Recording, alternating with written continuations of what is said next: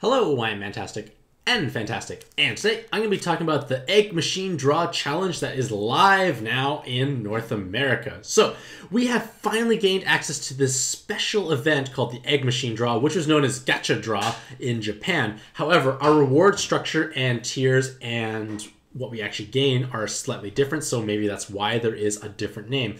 But in essence, players are going to be playing through 3 different difficulties to try and encounter these rare machine draw encounters. And these machine draw encounters can be killed, and when they do get killed and drop, that adds to your total victory count. And when you achieve either personal progression, you will receive certain rewards, and also server-wide progression. So I'm going to be explaining how this event works and how you can basically maximize your performance to gain as much of the valuable goodies as possible. Now, there is an official gung-ho post that you can find through this link here on my website. And then there is the values of the dungeon spawns in Japanese, because PADX is unfortunately not having the right values. Basically, the values are deflated. So, dungeon difficulty. So the Egg Machine Dragon Challenge features 3 distinct difficulties, and that allows all players across all skill levels to actually participate. And this is nice because a brand new player can always clear the bottom difficulty because they've made it so easy. You get to see all these cool looking spawns, but they don't have the real mechanics. They hit like a wet noodle, so they're easy to deal with. Now, with that being said, obviously veteran players are thinking, well, I need to do something. Well, you do have to actually play the lowest difficulty if you want to unlock all the different tier rewards. Now, even though the highest difficulty may look daunting, it's actually a lot easier than you think. And that is because the spawns themselves have deflated values. Like, they have less stats, less damage, but they have their same mechanics. So if they have a damage absorption shield, if they have resolve, they still retain those on the highest difficulty, but they deal much less damage and they're much squishier and easier to kill. Now, this is not a fully exhaustive list, but these are the spawns that I found to be a little more quote-unquote challenging outside of like the generic resolve ones. So there is a Lynthia who can do Awoken Binds, which is very inconsiderate of her. There is Hanuman, who is quite terrible. He's got a 1 million damage absorb. However, if you bring a team like Blue Sonya or Blue Hunter or Green Sonya, you can actually just damage control them under, don't even need active skills. There is Miru, and she has a 5-turn bind as well. A damage void at the same time, so that's pretty awkward as well. And then Sopdet has a 200,000 absorb, but her execution is not crazy high or strong. So there are preemptives, but the thing is, the preemptives have been greatly decreased in their value. So Goemon, who's normally like a gigantic preemptive, is hitting you for only 26,000, so very manageable. So most teams have at least 26,000 health to survive. Now, with all that in mind, it can be maybe beneficial to bring a pixel card to deal with Mirror, but it's only 1 spawn. Can you wait 5 turns? Maybe, maybe not.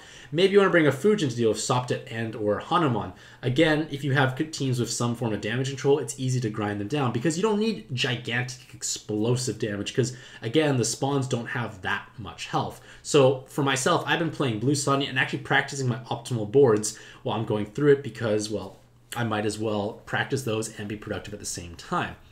Now, with all that in mind, you are actually allowed to play in co-op mode. So you can co-op and play with yourself or your friends, and you can save stamina as well as further decrease the level of difficulty.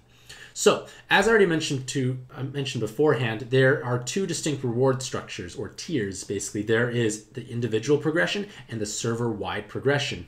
Now, just be aware that you only have a victory count increase for personal and server-wide progression if you encounter the Egg Machine Draw, which always drops. So basically, if you don't see it in the run, you don't get the victory count. So you can actually go several runs in a row of no spawn, so you actually kind of quote-unquote wasted your time and effort. But even though you can lose out stamina, it's still very worthwhile to play and participate because the rewards are so lucrative. For the individual rewards, you can actually acquire all of these delicious rewards, most notably the 5-year anniversary MachineDra 3 times. And because of that, you are able to sell each of them for 55,555 monster points. So you can potentially boost yourself up to that 1 million threshold to purchase cotton if that's of interest, which it really should be. So again, don't nuke your monster box for cotton. You're going to get a bunch of monster points from here at the same time. Now, these rewards will be sent immediately to your mailbox as soon as you achieve those victory count thresholds. So as soon as you hit number 4, you'll receive that plus 297 shiny from the highest difficulty. Now, remember, you have to play each of the difficulties and get the drop 6 times. So at best, which is not going to happen, you play 18 times in total, but you're going to play a lot more because the drop rate or / appearance rate is not 100%. So what are the server-wide rewards? So this image may be a little smallish, but if we achieve a total of 80,000 victories, we get a select dungeon boss roll, which is nice. We then get an all-star egg machine, which is basically the rare egg machine minus all the crappy cards. Well, the non-Pantheons at least. And then if we hit 80,000 from the name, like the highest difficulty, we get a free Dragon-bound Dragon Collar roll. Furthermore, if we hit 120,000 total victories, we get the same roll all over again. So in essence, we can get 2 Dragon-bound Dragon Collar rolls, 2 Rare Egg Machine rolls, and 2 Select Dungeon Boss rolls. So there is 6 rolls to be had, as well as basically 170,000 plus monster, 167-ish thousand monster points. There's tons of nice rewards, so I strongly encourage everyone to play and at least at the bare minimum hit the personal level progression rewards, because then at least you are contributing to the good of the server. Now, you can always check to see how well you are progressing, and I will show you a more updated picture. So I'm doing this video while I'm streaming, so you get all the sweet Twitch chat alongside. Maybe they'll talk fast enough, maybe they won't, but for myself, I've done 8 total victories on the highest difficulty, and then 6 total victories on the second, and I haven't played much of the bottom one yet. But we can also see that the server progression is going very well as of Monday night at 10:30 p.m. PST. We are going to hit that Dragon-bound Dragon Collar roll possibly by tomorrow, and I really do not foresee us missing out on any of the rewards because we are going through this so fast. We have a week to do this, and we are already halfway there for the highest difficulty and a third of the way there for the other 2. So things are going quite well overall. So another question that a lot of people have been asking is, what do I do if the egg machine drops?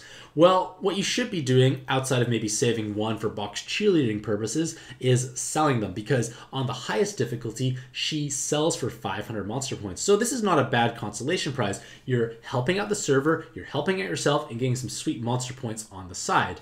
So, in conclusion, one last point before I go in conclusion is that everything is co-opable. So again, you can save your half your stamina, do it with a friend, make your life even easier, and it goes a lot faster at the same time. So in conclusion, the Egg MachineDra event is incredible. There are so many fantastic rewards to be had, as well as being able to gain additional rolls. So I strongly encourage everyone to at least try and achieve the personal progression level thresholds, and that should be enough to secure all the rewards for the server. So hopefully all the Mantastic day. I wish you all the best of luck in your own pad adventures.